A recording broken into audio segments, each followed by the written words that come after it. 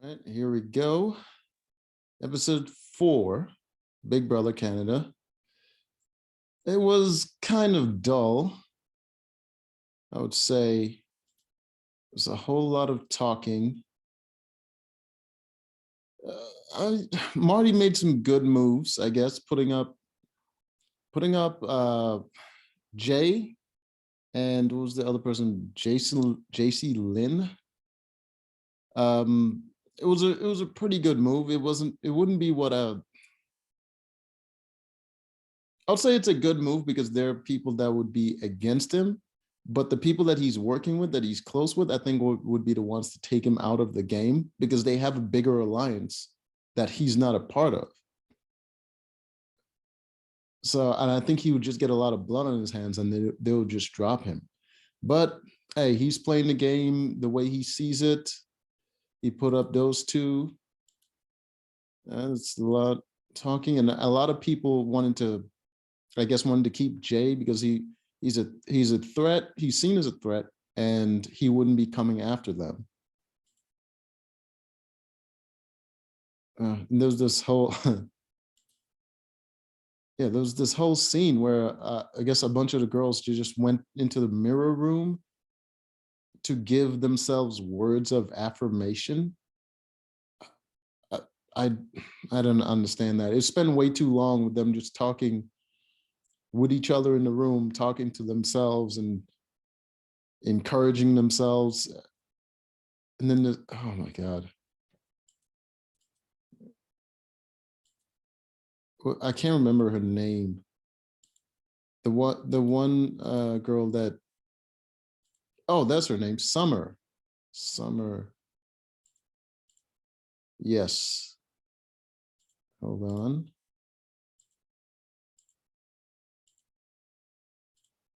You see Summer right there.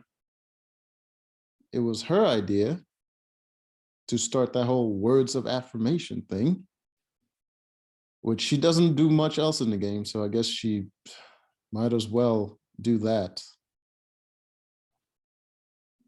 Just so many extra people. I hate extras.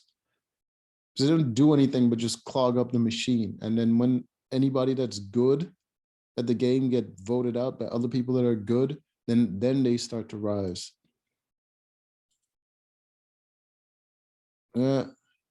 She always walks around with either that shower cap in her head and just sort of just with a blanket. I think she always has a blanket around her or something. She just looks like she's always under construction for some reason.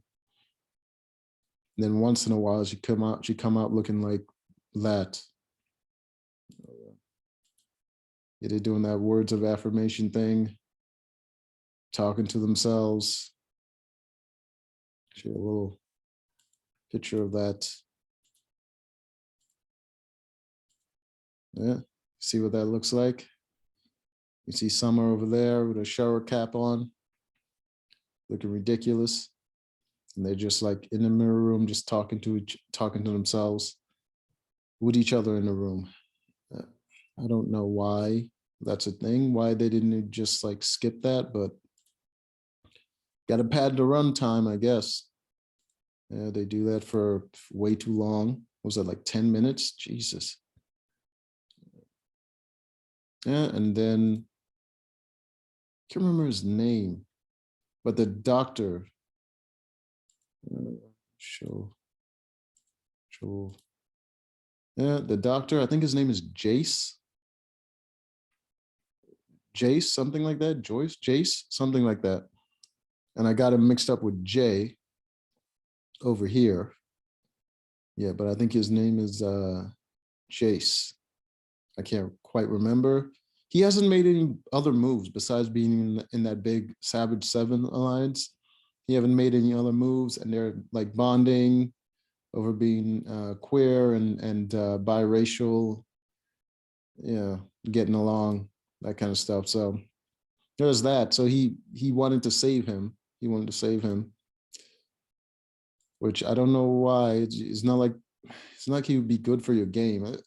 People just want to keep friends around. When you're playing a game where you have to cut people out, the last thing you want to have is like actual genuine friends, because then it makes it hard for you to like betray them. And you're not going to be able to win the money. You can still be friends with them after, but once you play in the game, you don't want actual friends. That's ridiculous. Unless you're shit at the game, then you want actual friends. That way they're not going to vote you out.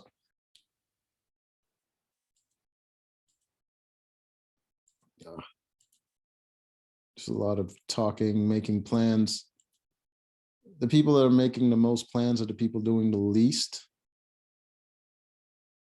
They had a, there we go. They had to pick players for the veto.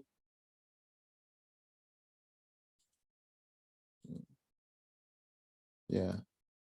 Everyone was excited. Another romance thing with Gino and JC Lynn, where, yeah, she's saying she's into him, but no, just from her facial expression and her whole body language, she's not really that into him. It's just a, yeah. Yeah, no. She definitely just using him.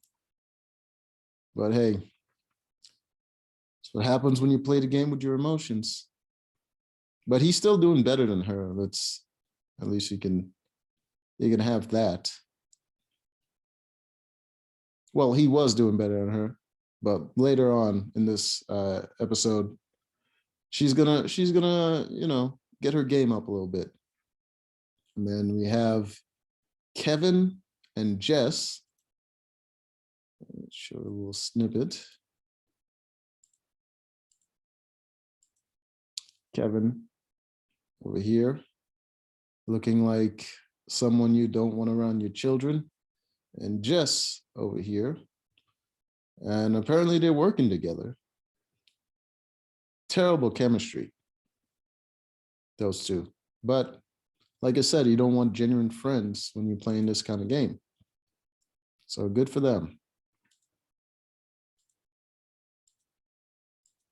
Yeah, talking about how smart they are, even though both of them are pretty much isolated. They're not going to get it far in this game. As soon as they make a big move, they're going to be target number one. And no one's going to be there to save them, because everybody else has friends. And if you target one of their friends, you're game over. Ridiculous.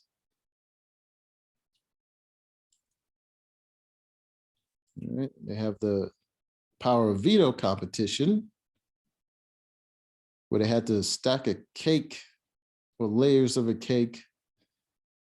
Let's see and show.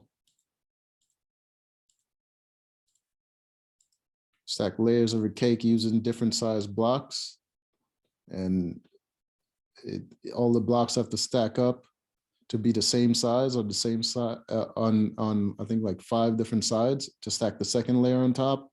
And I think it goes up to like 4 layers.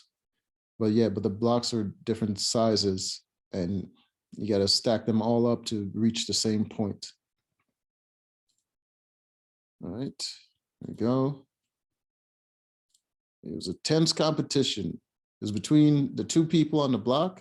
They got the furthest in the competition, but in the end, it was JC Lynn who won it. And I gotta say, she surprised me. I'm thinking she might be better than I thought she was. She might just be a contender to win this game. Give her a little snapshot of her. Yeah, doing her thing. She got 1, 2, 3. She got 3 layers, and then eventually she got the 4th layer, and she won the competition. Which obviously means she has a power of veto, and she can take herself off the block. Let's get to the end. Yeah, that's what she won. Oh, yeah. Yeah, Jay kind of gave up there at the end. And this is her about to win. And yeah, Jay kind of gave up because he got pretty far. He got to like almost the last one, but he dropped all his pieces and he kind of gave up because he didn't want to start over when she was so close to the end, which is, understandable. She won, she celebrates. Her and I guess her and Stephanie are working together, and Marty was entertaining the idea of putting Stephanie up, but he already made that deal with Stephanie when he won HOH that he wouldn't put her up. So he was entertaining the idea of doing it, but in the end, he didn't do it. Jay's crying because he lost. He's all sad. Stephanie was worried that Marty was going to put her up. And then we come to Bethany. She's one of the people that were kind of invisible to me, and I couldn't remember her name for the longest while, but her name was said so many times throughout this episode that it actually stuck this time. She hasn't won anything. She hasn't done anything in the game. And people are entertaining the idea of putting her up as a pawn because, well, she's kind of useless to their game. But funny enough, she was talking to Kevin and she was giving him advice, telling him, well, you haven't done anything and you don't want to be seen as a pawn star because people are going to keep putting you up. And Kevin was like thinking to himself, yeah, I might want to suggest someone else, maybe like you, which like as someone that hasn't accomplished anything in the game to advise someone that they haven't done anything in the game and they should look out for being a pawn, that's just crazy. And then there's this guy. I can't remember his name for the world of me. Jesus, he's the tallest guy in the game, and he's part of that Savage 7 Alliance. This guy over here is Marty. This guy, for some reason, he was saying that he was saying that he's pulling the strings around here, and Marty's gonna do whatever he says, and I don't know why. He's so cocky. I don't understand cocky people. Like, he's just talking and he hasn't done anything in the game. Even during the HOH competition, he was the one saying, I don't really need to win anything, so I'm not, like, just useless, just taking up space. What is he going to do? Is he going to hope that the competitions in the future is going to lead to his wheelhouse where he can actually win? Probably not. The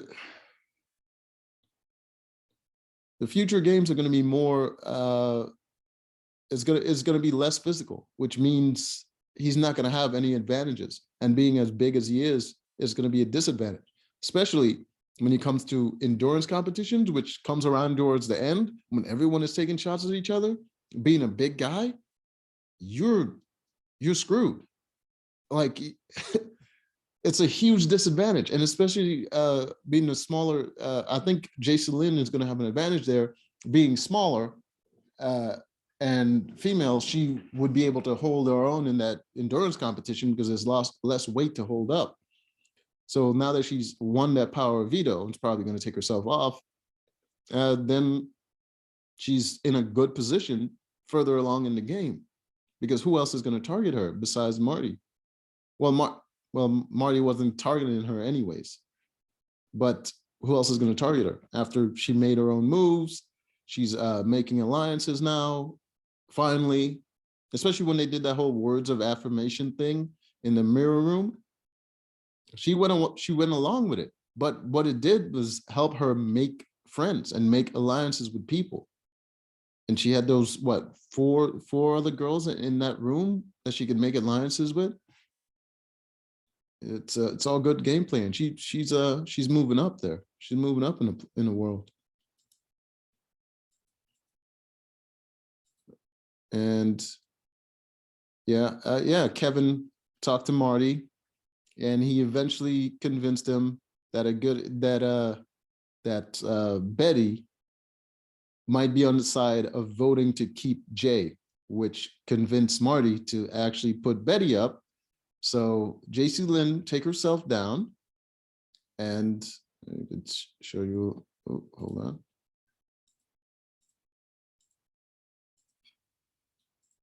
There you go, JC Lynn with the power of veto. So she took herself down.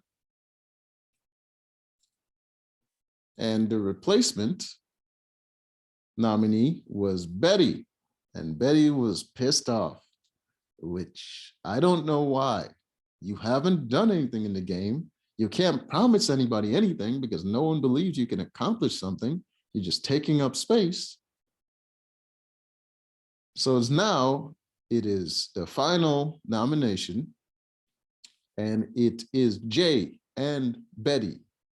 And Betty was going to vote to keep Jay, which means one less person voting to keep Jay. And yeah, Jay is probably going to go home, which is a good move because Jay would have made it far in the game. I think Marty made a good move there. But he just got to watch out for the people that are closest to him, especially Gino. Man, Gino's making weird moves, especially now that JC Lynn is against Marty, and Gino is just like all lovey-dovey with JC Lynn. That's going to be problems in the future. Yeah, so that's that. All in all, not bad. I suppose it was a little lackluster because most of the people, because they have too many floaters in the game at this moment. But as soon as they start getting rid of those people, that's when it's really going to get exciting. That's when people are really going to get fired up and start politicking a little bit more. So looking forward to future.